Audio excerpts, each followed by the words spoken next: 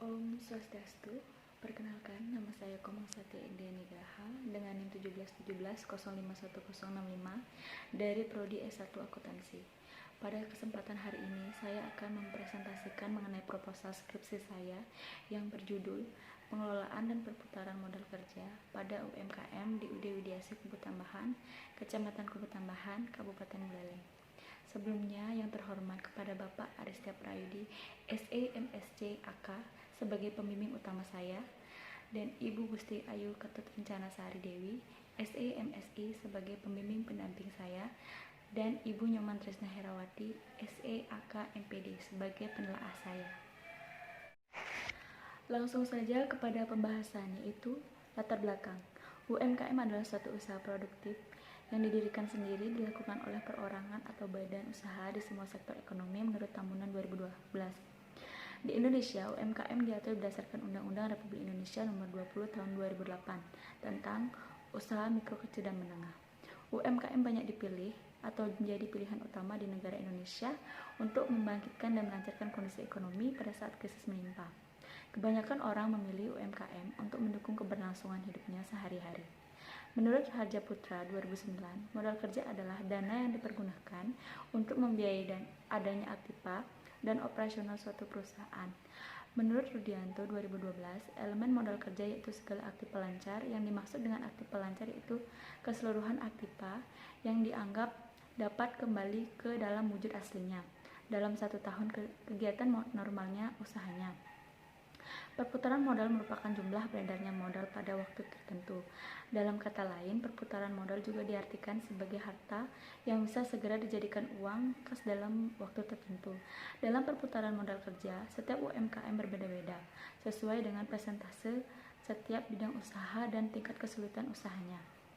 UD Widyasih merupakan salah satu pelaku UMKM yang mengelola jenis barang dagang yaitu kelapa, di mana kelapa ini bisa dijadikan olahan apa saja terutama makanan. Peluang dari penghasilan dalam usaha kelapa sangat membawa keuntungan yang lumayan besar dari buah-buah yang lainnya. Kelapa merupakan buah yang paling bagus. Kenapa dikatakan bagus? Bagus karena kelapa tidak mudah membusuk dan mampu bertahan lama dari buah yang lainnya. Menurut hasil wawancara awal, modal yang diawali dari pinjaman dalam membuka usaha ini awalnya baik-baik saja. Tapi setelah berjalan lama, banyak uang yang tidak terlihat karena kecerobohan dari pengelola. Banyak pelanggan yang meminta kasbon. Akhirnya setelah barang habis terjual, tidak ada dana dalam membeli barang kembali. Dan terus-menerus seperti itu yang mengakibatkan perputaran modal macet tidak terlihat, sehingga tidak bisa membeli barang kelapa kembali. Lalu kasbon merupakan sebuah bantuan dana atau tempo pembayaran yang diberikan kepada pelanggan dengan cara memberikan tempo pembayaran. Besaran kasbon yang diberikan oleh UD Widyasih berdasarkan dari besarnya utang para pelanggan itu sendiri. Biasanya UD Widyasih akan memberikan kasbon untuk mencari pelanggan tetap. Jadi, dapat disimpulkan mengapa UD Widyasih memberikan kasbon kepada pelanggan, yaitu agar mencapai target penjualan dan mendapatkan pelanggan tetap. Dengan adanya pelanggan tetap, maka akan sangat memudahkan pada UD Widyasih mengembangkan usahanya karena otomatis banyak orang yang ingin berlangganan di sana. Karena mereka mengetahui bahwa usaha menerapkan sistem kasbon dan beda dari usaha-usaha yang lainnya. Namun dengan diberikan kasbon, sangat diperlukan pikiran matang-matang. UD Widyasih secara keseluruhan penjualan dan harga yang ditawarkan harus bisa meraih keuntungan, maka utang dan laba dapat balance. Berdasarkan penjelasan di atas, maka dengan ini penelitian tertarik ingin meneliti permasalahan tersebut dengan judul Pengelolaan dan Perputaran Modal Kerja pada UMKM di UD Widyasih Kubu Tambahan, Kecamatan Kubu Tambahan, Kabupaten Buleleng.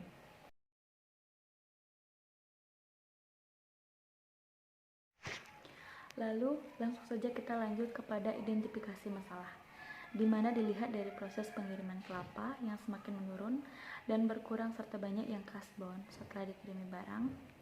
Modal kerja tidak kembali karena belum ada pembayaran yang masuk, sedangkan usaha tersebut harus selalu menyetok kelapa. Lalu bisa disebut uang yang belum dibayarkan itu sebagai modal yang masih tertanam. Dari kejadian tersebut mengakibatkan perputaran yang tidak berjalan lancar, serta tidak sesuai harapan. Dampak lain juga mengakibatkan terancamnya tidak bisa membeli barang kembali dan tidak bisa menghitung serta memperkirakan keuntungan yang didapat apakah untung atau malah merugi. Lanjut lagi ke pembatasan masalah. Berdasarkan identifikasi masalah yang terjadi pada usaha kelapa di UD Widyasih Kubu Tambahan, Kecamatan Kubu Tambahan, Kabupaten Buleleng, maka pada penelitian ini memfokuskan pada pengelolaan modal dan strategi penanggulangan yang terjadi terhadap perputaran modal kerja yang macet atau tertanam pada usaha di UD Widyasih. Rumusan masalah yaitu bagaimana pengelolaan modal kerja berdasarkan sistem kasbon pada UD Widyasih yang bertempat di Desa Kubu Tambahan, Kecamatan Kubu Tambahan, Kabupaten Buleleng. Tujuan penelitian untuk mengetahui bagaimana pengelolaan modal kerja berdasarkan sistem kasbon pada UD Widyasih yang bertempat di Desa Kubu Tambahan, Kecamatan Kubu Tambahan, Kabupaten Buleleng. Lalu lanjut lagi kepada manfaat penelitian.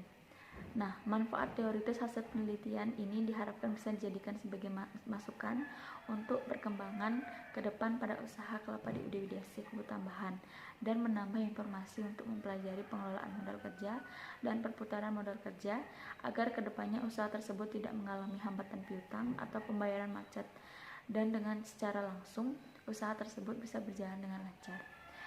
Manfaat praktis bagi mahasiswa, hasil penelitian ini diharapkan dapat memberikan tambahan wawasan, pemikiran, pengetahuan, serta pembelajaran bagi mahasiswa mengenai pengelolaan modal kerja dan perputaran modal kerja pada usaha kelapa di UD Widyasih yang bertempatan di Desa Kubu Tambahan, Kecamatan Kubu Tambahan, Kabupaten Buleleng, sehingga hasil yang didapat digunakan sebagai acuan bagi peneliti selanjutnya.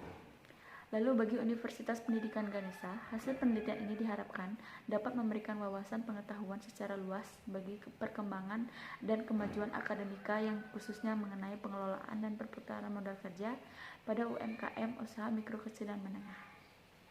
Lanjut kepada hasil penelitian yang relevan, yaitu dari Andari et al. 2019 mengenai analisis pengelolaan dan perputaran modal kerja pada usaha mikro kecil dan menengah UMKM. Studi kasus pengrajin pengsurya nada di Desa Sawan, Kecamatan Sawan, Kabupaten Buleleng. Lalu Santosa 2020 mengenai analisis modal kerja dan pengelolaan keuangan terhadap pendapatan usaha mikro kecil dan menengah atau UMKM. Studi kasus pada UMKM bakso Peradah di Kota Samarinda. Lalu ada Kusumawati 2016 yaitu pemberdayaan usaha mikro kecil dan menengah, pengolah sabut kelapa melalui inkubator bisnis dan teknologi tepat guna. Lalu Bagus Mahadita Sanjaya 2016 pengaruh perputaran modal kerja dan likuiditas terhadap profitabilitas, studi kasus pada perusahaan food and beverage yang terdaftar di Bursa Efek Indonesia periode 2012 dan 2014.